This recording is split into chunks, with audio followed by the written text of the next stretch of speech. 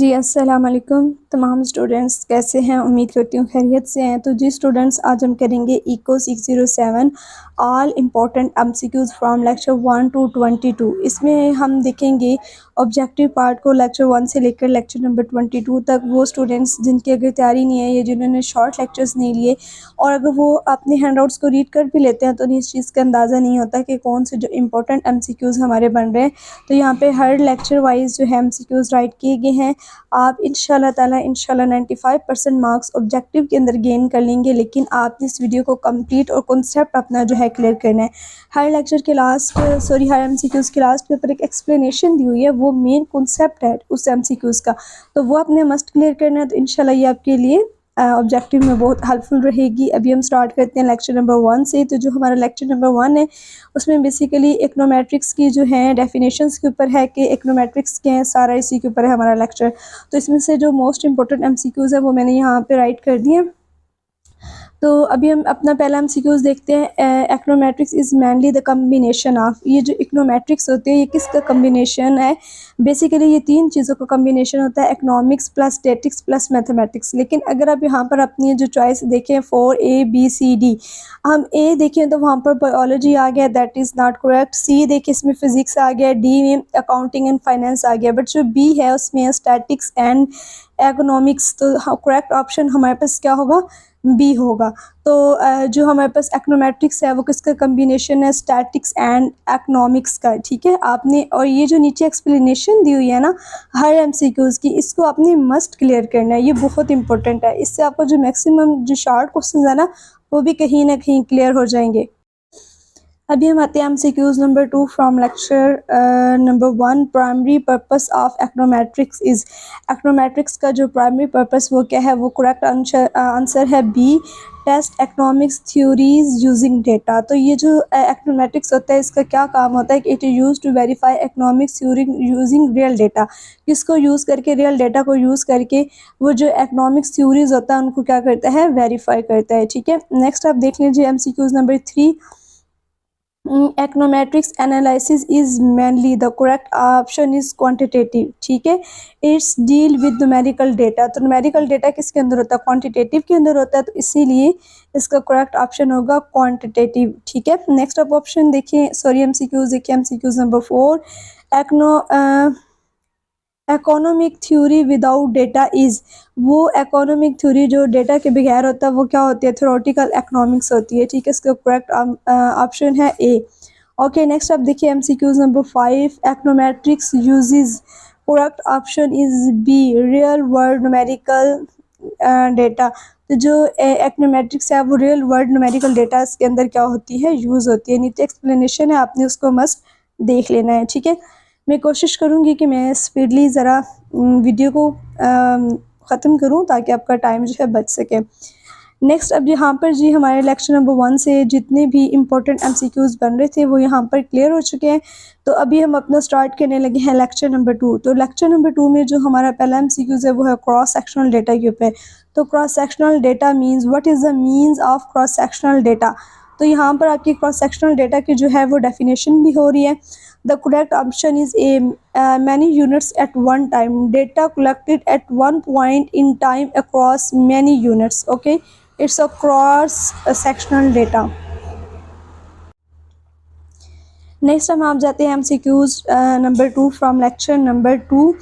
Time series data is, the correct option is A, same variables over time, same variables observed over different time periods. Okay, next हम देखते हैं MCQs number 3। Panel data combines, ये जो panel data होता है वो किसका combine होता है? कम्बिनेशन ऑफ बोथ डायमेंशंस का। ठीक है, क्रॉस, अब जो एक तो ये है कि कौन कौन सी डायमेंशंस होती हैं? 2 डायमेंशंस होती हैं, एक हमारे पास होती है क्रॉस सेक्शन और दूसरा टाइम सीरीज़। ठीक है, अगर ये भी आ सकता है कि how many dimensions of panel data combination, there are 2 and the name are cross section and time series. Is it clear? Next देखिए MCQs number 4, example of time series. जो टाइम सीरीज की एग्जाम्पल है वो क्या है, कि show data over time. ये हमारे पास क्या करता है, डेटा शो करता है टाइम के ऊपर। अगर आप अपने बाकी 3 जो हमारे पास यहाँ पर राइट हुए हैं, तो एक के अंदर स्टूडेंट मार्क्स इन 1 क्लास, यहाँ पर स्टूडेंट मार्क्स किए जा रहे हैं, दूसरे में सर्वे ऑफ 100 पीपल्स किया जा रहा है, तीसरे में रैंडम सैंपल। रैंडम सैम्पलिंग कुछ भी होता है, आप एज एन रैंडम कुछ लोगों को या कहीं किसी आप मोहल्ले का या किसी गांव का आप जो है सर्वे करना चाहते हैं, तो आप उसमें से रैंडम 3-4 लोग लें, आप उनसे डिटेल लें, तो आप बाकी जो है वो गेस कर सकते हैं। तो लेकिन जो हमारे पास टाइम सीरीज होता है वो जो डेटा शो करता है टाइम के ऊपर शो करता है। So the correct answer is ए।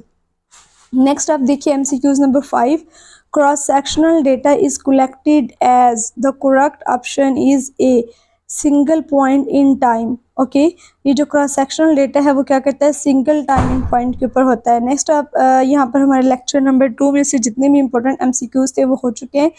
अभी हम स्टार्ट करने लगे हैं अपना lecture number 3, MCQs. Summation symbol is. ये तो ऑलमोस्ट अब जितने भी स्टूडेंट्स हैं जानते होंगे कि समेशन का सिंबल क्या होता है, ये होता है, ठीक है। पर किसी भी चीज़ को सम करने के लिए, जैसे आपके पास n की वैल्यू है या i की वैल्यू आपकी 1 से लेकर 10 तक है, तो आप ऐसे राइट कर सकते हैं, ठीक है। i is equal to 1 to 10। किसी भी चीज़ का सम को होल करके लिखने के लिए हम ये करते हैं, ठीक है। Sigma represent summations. आगे मीन्स इज। मीन्स हमारे पास क्या होता है, means the correct option is A, sum and number of observation. तो इसका ये जो मीन्स जो है वो एवरेज फार्मूला, आपको पता है एवरेज फार्मूला क्या होता है कि for example sum of values divided by number of values. Sum of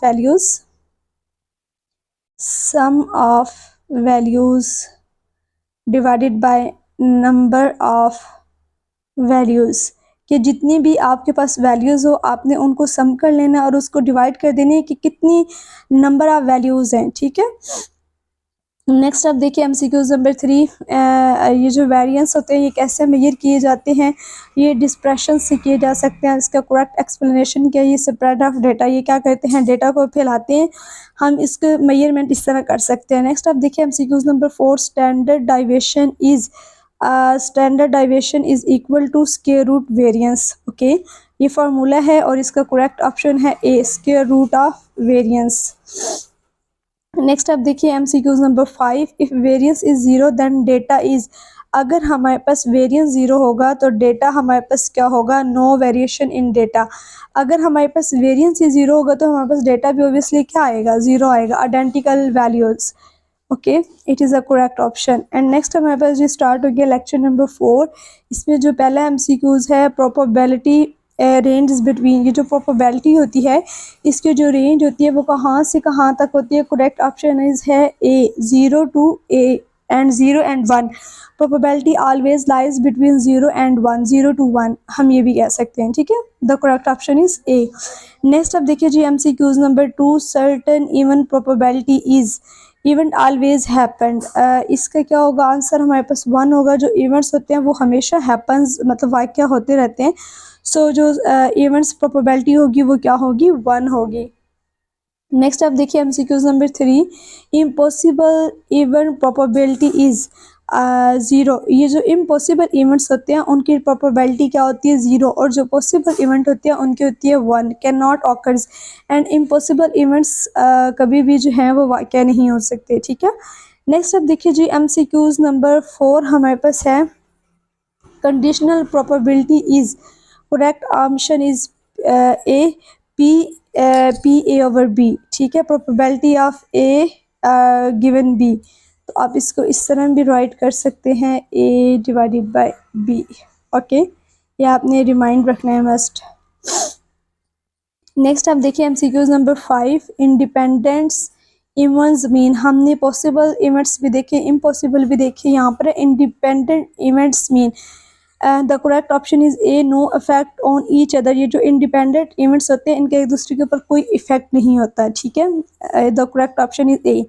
next जो हमारे पास लेक्चर 4 में मैक्सिमम जो डेटा था वो इवेंट्स के बारे में था, तो जो भी पॉसिबल एमसीक्यूज थे मैंने राइट कर लिए, ठीक है। नेक्स्ट अब देखिए lecture number 5 MCQs number 1, correlations measure. What is correlations major?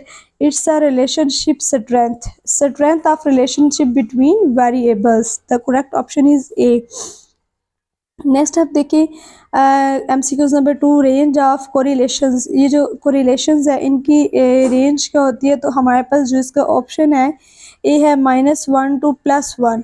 Correlation coefficients limits. Next अब देखिए हमारे पास एमसीक्यूज है परफेक्ट पॉजिटिव कोरिलेशन।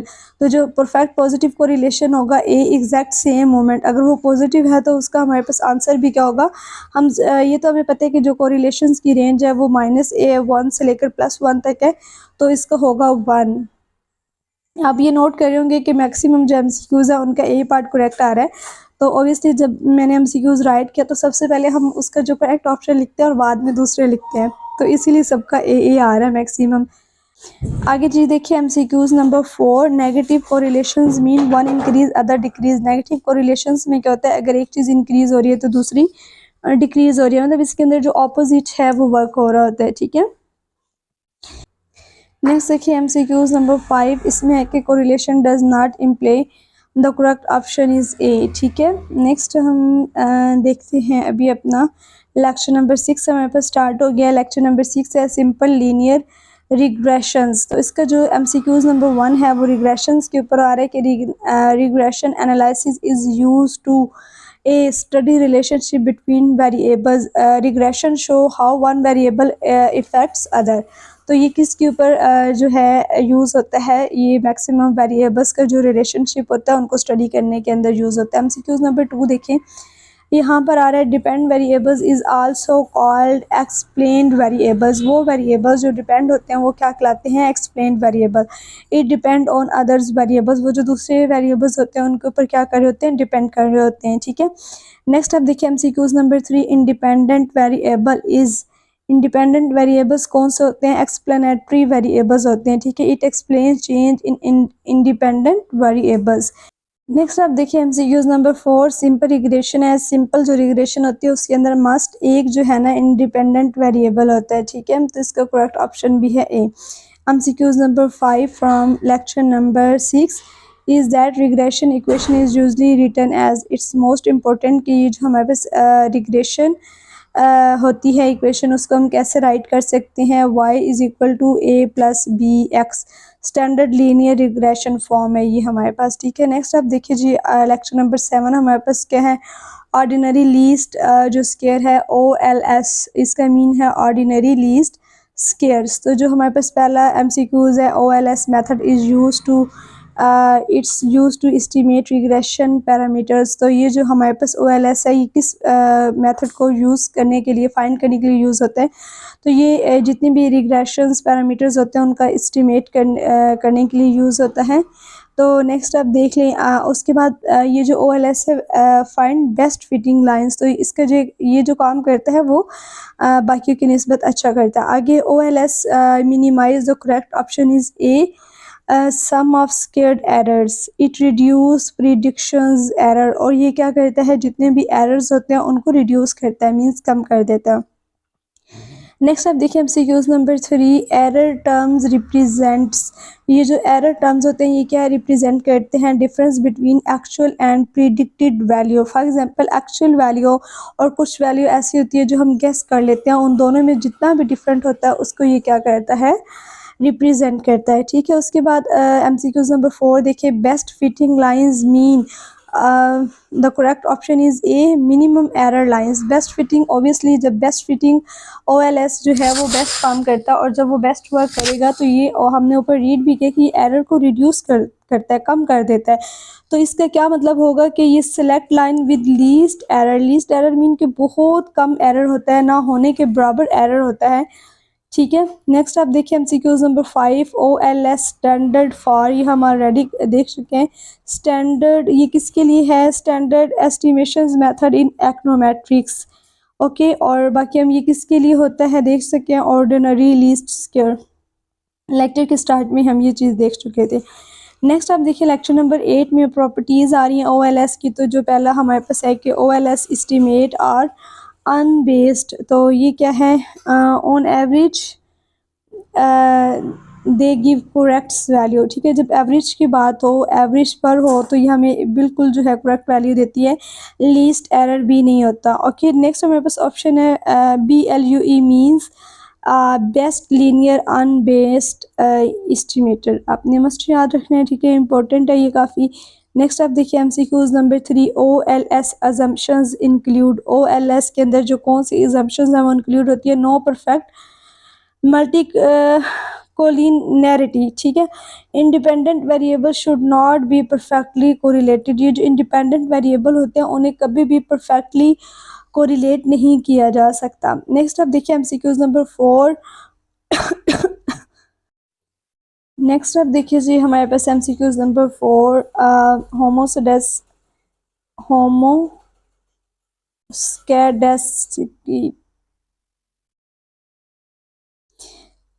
नेक्स्ट है जी हमारे पास MCQs number 4, error variances remain constant. Error variance remain constant. ये जो एरर के अंदर वेरिएंसेस होते हैं, एरर में वो हमेशा क्या रहते हैं, कांस्टेंट रहते हैं। नेक्स्ट आप देखिए MCQs number 5, OLS assumptions fail. OLS assumptions कब फेल होती है, एस्टिमेट्स बिकम अनरिलायबल। ठीक है, इसमें जब वायलेशन इफेक्ट कर जाती हैं किसी भी एक्यूरेसी के ऊपर, तब हमारे पास जो OLS assumptions होती हैं फेल हो जाती हैं। ठीक है, नेक्स्ट OLS assumptions भी फेल होती हैं, लेकिन वो कब होती हैं ये आपने याद रखना है। ठीक है, नेक्स्ट आप देखिए जी lecture number 9, goodness of fit R square. Okay, R square measure goodness of fit, वो किसी भी चीज़ की जो गुडनेस है या उसका अच्छा वर्क है वो उसको क्या करता है, मैयर करता है। MCQs नंबर 2, ये जो आर स्केयर है इसकी रेंज कहाँ से कहाँ तक है, correct option is A0 to 1। ठीक है, नेक्स्ट आप देखिए MCQs नंबर 3, हाई और स्केयर्स मीन। हाई और स्केयर का क्या मतलब है कि इसका करेक्ट ऑप्शन है good model fit. Model explain most variations. Next आप देखिए MCQs नंबर 4, ये जो लो आर स्केयर्स मीन क्या है, पुअर फिट।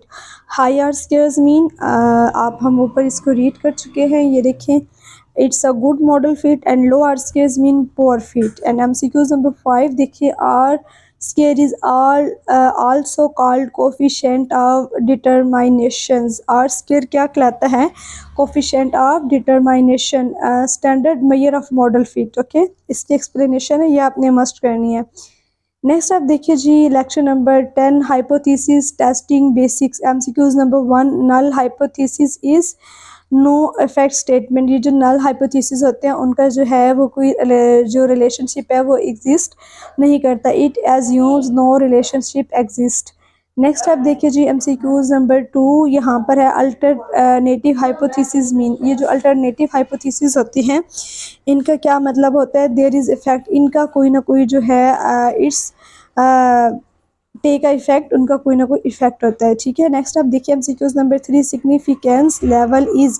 सिग्निफिकेंस का लेवल क्या है, प्रोबेबिलिटी ऑफ एरर। किसी भी जो प्रोबेबिलिटी का एरर होता है उसको का जो लेवल होता है वो ये फाइंड करते हैं, और इसकी एक्सप्लेनेशन जो हमारे पास है ये आपने मस्ट देखनी है, यूजली 5% रिस्क लेवल। तो इसमें कितने परसेंट रिस्क लेवल होता है, 5% होता है। ये आपने ये यहाँ पर और MCQs बन रहा है, आपने इसको याद रखने हैं। ठीक है, उसके बाद MCQs number 4, P value is evidence against null hypothesis. ये जो पी की वैल्यू होती है ये हमेशा क्या होती है, अगेंस्ट नल हाइपोथेसिस की होती है। ठीक है, उसके बाद ये जो पी की बहुत स्मॉल वैल्यूज़ होती हैं वो रिजेक्ट कर देती हैं नल हाइपोथेसिस को। नेक्स्ट ऑफ MCQs नंबर 5 देखिए, अगर पी की वैल्यू जो है लेस देन हो 0.05 देन फिर हमारे पास क्या होगा, रिजेक्ट नल हाइपोथेसिस। ऑब्वियसली 0.05 बहुत जो है नल वैल्यू है, छोटी वैल्यू है, नल वैल्यू है, तो ये उसको क्या कर देगा, रिजेक्ट कर। क्वेश्चन नंबर 11 स्टार्ट हो गया। इसमें अब देखिए MCQs नंबर 1, यहाँ पर फिर स्मॉल टाइपिंग स्टार्ट हो गया। ऑब्वियसली हम ये सारा डॉक्स के ऊपर राइट करते हैं एक एक लफ्ज़, तो ये जो बड़ी टाइपिंग होती है उसको पिक करते हुए टाइम लगता है, इसलिए अगेन फिर सेम राइटिंग से स्टार्ट होगी हमारी PDF। जी हम देख लेते हैं लेक्चर नंबर 11, मल्टी कोलिनैरिटी। तो सबसे पहला जो हमारे पास MCQs है, मल्टी नैरेटी कब वाक़या होती है? A independent variables are high correlated, ठीक है, ये हमारे पास कब होती है? जब इंडिपेंडेंट वेरिएबल्स कहाँ पर हो? हाईली कोरिलेटेड कर रहे हो, हाईली कोरिलेट कर रहे हो, ठीक है। उसके बाद इसकी एक्सप्लेनेशन देख लें कि जो है हमारे पास मल्टीकोलिनैरिटी, वो हमारे पास क्या, strong correlation between independents variables. Next आप देखिए MCQs number 2, perfect multicollinearity means, ये जो परफेक्ट हमारे पास मल्टीकोलिनैरिटी उसका क्या मतलब होगा? एग्जैक्ट लीनियर रिलेशनशिप अमोंग, ये देखिए, ठीक है, रिग्रेसर्स।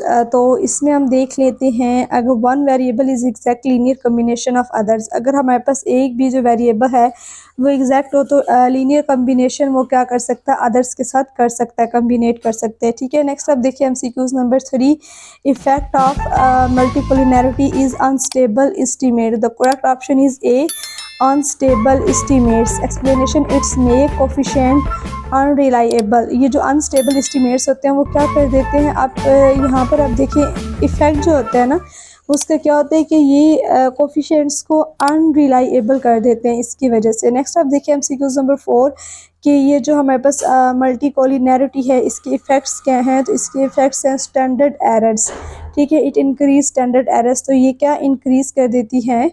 स्टैंडर्ड एरर्स को इंक्रीज कर देती है। नेक्स्ट अब देखिए जी MCQs number 5, one solution of multicollinearity is drop variables, removing highly correlated variables है, ये जो हाईली कोरिलेटेड वेरिएबल्स होते हैं उनके रिमूव करने के अंदर क्या करती है? हेल्प करती है। नेक्स्ट अब देखिए लेक्चर नंबर 12, नेक्स्ट जो हमारे पास है लेक्चर नंबर 12, ये सारा हेट्रो के ऊपर है, इसको हम बोलते हैं हेट्रोओस्टिकटी, ठीक है। तो मैं यहाँ पर हेट्रो जो है वो स्पीक करूँगी। तो सबसे पहले देखिए हेट्रो का मीन क्या है? तो इसका जो मीन है non constant variance of errors, ठीक है, ये इसका वर्क है। एरर्स जो error variance change across observation. Next अब देखें जी यहाँ पर इसमें जो हमारे पास है ना OLS अजम्पशंस जो होती हैं कांस्टेंट एरर वेरिएंस होते हैं। इसके अंदर क्या होता है कि जो एरर्स होते हैं ना वो कांस्टेंट होते हैं जो इसके अंदर वाक़या होते हैं वेरिएंस के अंदर। तो इसमें जो है OLS जो अजम्पशंस होती हैं वो रिक्वायर्ड होती है। नेक्स्ट इसका जो इफ़ेक्ट हमारे पास क्या है हेट्रो का, तो इसका जो हमारे पास इफ़ेक्ट है एफिशिएंसी ऑफ OLS, तो ये OLS से रिलेट कर रहा है। अगर आपने पीछे वाला OLS वाला ध्यान से रीड किया है तो अभी आपको समझ आ रही होगी, ठीक है। असल में बहुत से स्टूडेंट्स के मैसेज आ रहे थे इको 601 पर वीडियो डाल दें, तो मैंने बहुत स्पीडली इस PDF को बनाया और कोशिश की है कि पेपर से पहले अपलोड भी कर दूं ताकि स्टूडेंट्स के जो है ना हेल्प हो जाए। नेक्स्ट आप देखिए जी MCQs number 4, detection methods include, detection method के अंदर क्या इंक्लूड होता है? ग्राफिकल एनालिसिस यूज़ होता है, ठीक है, अपने मस्ट याद रखना है। उसके बाद नेक्स्ट MCQs नंबर 5 देखिए, वन रेमेडी इज़, ये जो हेट्रो के अंदर यूज़ होती है वो है the correct option is A, okay. And next अब देखिए जी लेक्चर नंबर 13, इसमें हमारे पास क्या है? Auto correlations. ऑटो कोरिलेशंस सबसे पहले ये कब और कहाँ मतलब वाक़या होती है? हर टॉपिक का हम पहले यही इंपॉर्टेंट जो MCQs बनता है उसको देखते हैं। The correct option is A, time series data errors are correlate over time in autocorrelations के अंदर, ठीक है। नेक्स्ट MCQs नंबर 2 देखिए, autocorrelations mean, the correct option is A, error terms are correlated, इसमें जो error terms होती है वो कोरिलेट करी हैं। MCQs नंबर 3 देखिए, positive auto correlations mean same directions error, जब हमारे पास ऑटो कोरिलेशंस पॉजिटिव होती हैं तो जो उसकी डायरेक्शंस होती है एरर्स की वो क्या होती है? सेम होती है। वो एरर्स मूव टूगेदर्स, वो एक आपस में क्या कर रहे होते हैं? मूव कर रहे होते हैं, ठीक है। Common test of auto correlation is Durbin western test, तो ये आपने इसको देख लेना है। नेक्स्ट MCQs नंबर 5 देखिए, auto correlation effect, auto correlations efficiency of estimators के ऊपर जो है वो इफेक्ट करती हैं। नेक्स्ट अब देखिए lecture number 14, dummy variables. MCQs number 1, dummy variables is used for qualitative data, किसके लिए यूज़ हो रहा है? क्वालिटेटिव डेटा के लिए यूज़ हो रहा है। इट रिप्रेजेंट कैटेगरीज न्यूमेरिकली, तो ये डेटा को कब रिप्रेजेंट करता है? न्यूमेरिकली रिप्रेजेंट करता है। नेक्स्ट आप देखिए MCQs number 2, dummy variables take value. जो डमी वेरिएबल्स हैं वो 0 से 1 के दरमियान क्या लेते हैं, वैल्यू लेते हैं, और ये बाइनरी रिप्रेजेंटेशन करते हैं, ठीक है। नेक्स्ट आप देखिए MCQs number 3, if male is equal to 1 then female is, अगर एक जो मेल है वो 1 की इक्वल है देन फीमेल किसकी इक्वल होगी, 0 की इक्वल होगी, ठीक है। Opposite categories coded as 0, must remind that. Next आप देखिए MCQs number 4, dummy variables are used in. Dummy variables कहाँ पर यूज़ होते हैं, रिग्रेशंस मॉडल्स के ऊपर जो हैं वो यूज्ड होते हैं टू इंक्लूड क्वालिटेटिव फैक्टर्स। ये हम ऑलरेडी रीड कर चुके हैं। नेक्स्ट आप देखिए MCQs नंबर 5, ऑलमोस्ट हर लेक्चर में से 5 MCQs बनाएंगे। Dummy variables trap occurs due to perfect multicollinearity. Dummy variables जो होते हैं वो ट्रैप्स होते हैं, क्यों होते हैं, क्योंकि इनके अंदर जो परफेक्ट मल्टीकोलिनैरिटी होती है, ठीक है। When dummy variables are perfectly correlated. Functional forms, तो सबसे पहले हम देखेंगे functional forms refer to. Functional form जो है रिलेशनशिप बिटवीन वेरिएबल्स में जो है वो यूज़ होती है, उसको रेफर्स करती है, ठीक है। नेक्स्ट अब देखिए MCQs number 2, linear functions mean constant slope. ये जो लीनियर फंक्शंस होते हैं इनमें जितनी भी स्लोप्स होती हैं वो कांस्टेंट होती हैं, ठीक है। नेक्स्ट हम कह सकते हैं इसमें जो रिलेशनशिप होता है वो स्ट्रेट लाइन का होता है। नेक्स्ट अब देखिए कि MCQs number 3, log linear model is used for growth rate analysis. ये जो लॉग लीनियर मॉडल्स होते हैं वो किसके लिए यूज़ होते हैं, ग्रोथ रेट एनालिसिस के लिए यूज़ होते हैं, ठीक है। और इसमें जो है useful in percentage change. Next आप देखिए MCQs number 4, double log model is also called. The correct option is A, constant elasticity models. Coefficient represent elasticity. Next आप देखिए MCQs number 5, non linear models mean curved relationship. Okay, तो इसमें जो होगा relationship वो linear नहीं होगा। Next है हमारे पास लेक्चर नंबर 16, वो है टाइम सीरीज़ बेसिक्स। तो पहला MCQs है time series data refers to same variables over time. The correct option is A. तो इसकी एक्सप्लेनेशन भी देख लें कि time series observation of a variables over different time period. तो यहाँ पर आपकी जो टाइम सीरीज़ है उसकी डेफिनेशन भी क्लियर हो रही है। नेक्स्ट आप देखिए MCQs number 2, trend in time series mean long term movement. Trend show long term directions. Okay, ये जो ट्रेंड्स होते हैं इकोनॉमिक्स के अंदर इको 607 में वो हमारे पास लॉन्ग टर्म जो डायरेक्शंस है उसको शो करते हैं। नेक्स्ट आप देखिए जी MCQs नंबर 3, इसमें seasonal variations occurs regular intervals within a years। Okay, the correct option है हमारे पास ए। ये जो होता है रिपीट होता है प्रोडिकली, मतलब इसका जो सीजनल इफेक्ट्स होता है ना वो रिपीट होता रहता है। MCQs नंबर 4, तो ये जो साइक्लिक वेरिएशन है वो लॉन्ग टर्म हमारे पास बिजनेस साइकिल मूवमेंट होती है, ठीक है। उसके बाद नेक्स्ट आप देखिए MCQs number 5, irregular variation is random shocks. ये जो इरेगुलर वेरिएशंस हैं ये हमारे पास क्या होती हैं, रैंडम जो है शॉक्स होते हैं। उसके बाद नेक्स्ट आप देखिए लेक्चर नंबर 17, ये क्या है, ये स्टेशनैरिटी के बारे में है। तो उसमें देखिए stationary series means constant means and variances, इसको इसकी एक्सप्लेनेशन भी आपने देख लेनी है। उसके बाद ये जो हमारे पास नॉन स्टेशनरी और डेटा होता है वो क्या होता है, चेंजिंग मींस वेरिएंस। उसमें जो होता है मींस और वेरिएंस उनको वो क्या कर देता है, चेंज कर देता है। नेक्स्ट आप देखिए MCQs number 3, unit root problem relate to. ये जो यूनिट रूट प्रॉब्लम्स होते हैं वो किससे रिलेट करते हैं, नॉन स्टेशनैरिटी के साथ, ठीक है। नेक्स्ट आप देखिए जी MCQs नंबर 4, ये किस लिए इम्पोर्टेंट होते हैं, ये होते हैं रिलायबल रिग्रेशन के लिए ये होता है इम्पोर्टेंट होता है। नेक्स्ट आप देखिए MCQs number 5, a common test for stationarity is, the correct option is A, ठीक है। नेक्स्ट आपने इसकी एक्सप्लेनेशन भी देख लेनी है। और उसके बाद हमारे अपने लेक्चर नंबर 18 के ऊपर फोरकास्टिंग। MCQs नंबर 1, फोरकास्टिंग का क्या मतलब है, इट्स प्रिडिक्टिंग फ्यूचर वैल्यूज़, ठीक है। ये जो है ना फोरकास्टिंग, ये फ्यूचर्स की जो वैल्यूज़ होती है उनको क्या कर रहा होता है, प्रिडिक्ट कर रहा होता है, ठीक है। फॉर एग्जांपल आपने किसी चीज़ के अंदर इनपुट दिया है तो आउटपुट जो फ्यूचर्स में आपको मिलनी है ये उसके बारे में एटलीस्ट जो है ना वो एस्टिमेट करके बता देता है। ये देखिए इसके एक्सप्लेनेशन में भी लिखा हुआ है एस्टिमेटिंग फ्यूचर्स आउटकम्स। नेक्स्ट आप देखिए MCQs number 2, best for casting model depends on accuracy of past data. तो ये जो मतलब डिपेंड्स किसके ऊपर करता है, ये जो आपका जो पास्ट डेटा में एक्यूरेसी होता है उसके ऊपर डिपेंड करता है, ठीक है। हिस्टोरिकल पैटर्न्स, फॉर एग्जांपल आपका जो कोई भी आपने इनपुट दिया है उससे आपको जो पास्ट के अंदर आउटपुट्स आ रही है वो हिस्टोरिकल डेटा की बेस के ऊपर जो है ना फ्यूचर्स की एस्टीमेट बताता है, आउटपुट की, प्रॉफिट की, ये किसी भी चीज़ की कह सकते हैं, ठीक है। उसके बाद forecast error is actual predicted, difference between actual and predicted values. Next आप देखिए MCQs number 4, good forecast has, ये जो गुड फोरकास्ट होती है उसमें क्या होता है, एरर बहुत कम होता है, स्मॉल एरर होगा, ठीक है।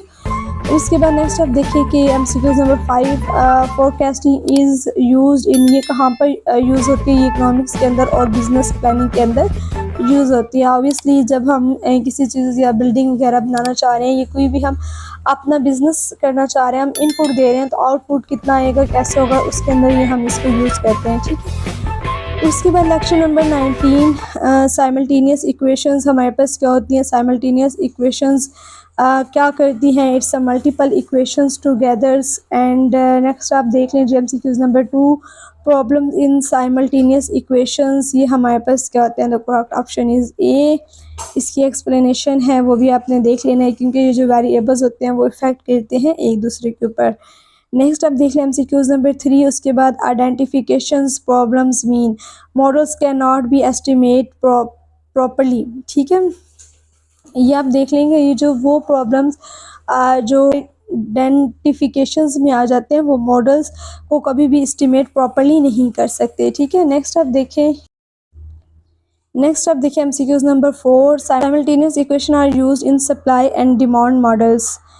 सप्लाई एंड डिमांड मॉडल्स मतलब एक चीज़ मार्केट के अंदर सप्लाई कितनी हो रही है और उसकी डिमांड कितनी है, ठीक है। मार्केट इक्विलिब्रियम एनालिसिस, ये किसी भी मार्केट के अंदर जो इक्विलिब्रियम एनालिसिस करता है कि एक चीज़ उसकी डिमांड ज़्यादा है तो उसकी सप्लाई को बढ़ा देगा, अगर उसकी सप्लाई ज़्यादा है तो ऑब्वियसली ज़्यादा हो रही है, डिमांड कम है तो सप्लाई को भी कम कर देगा, ठीक है।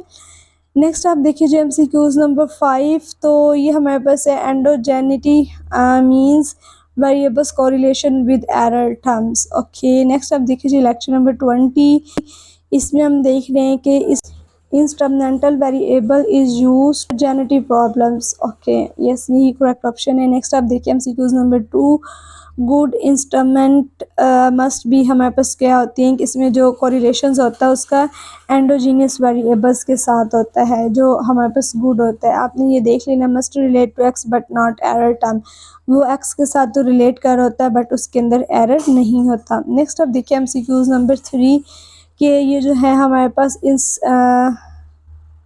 Instrument should not be correlation with error terms, तो कभी भी ये एरर टर्म के साथ कोरिलेट नहीं कर सकता, अदरवाइज ये क्या हो जाएगा, इनवैलिड हो जाएगा। नेक्स्ट आप देखिए जी ये जो हमारे पास IV मेथड क्या इम्प्रूव करता है, the correct option is A, it's produced unbiased estimators.